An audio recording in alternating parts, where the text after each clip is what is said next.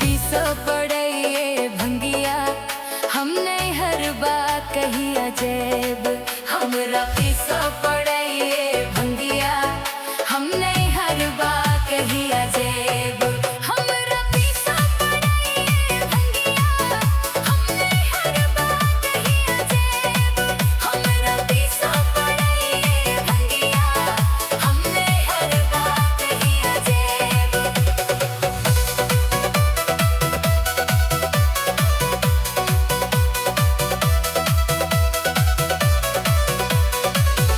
घर हमरा नीक न लगइए समाज सबके देखला मोनो करइए।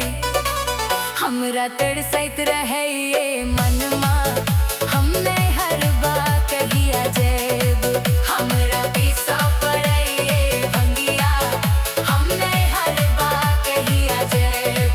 हमरा पीसो पड़इए भंगिया हमने हर बात कही अजैब।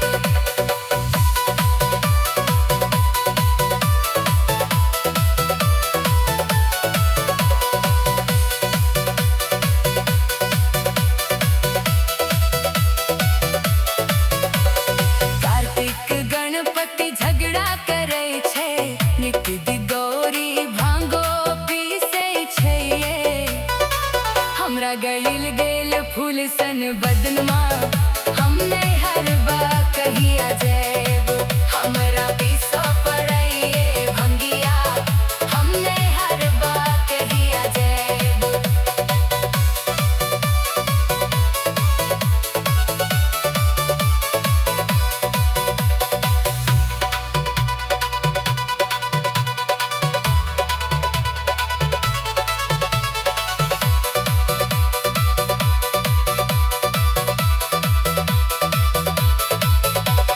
चंद्र प्रकाश धीरज धरु किछु दिन बस आ चढ़ल जोगी घूमे छथिन से दिन ना।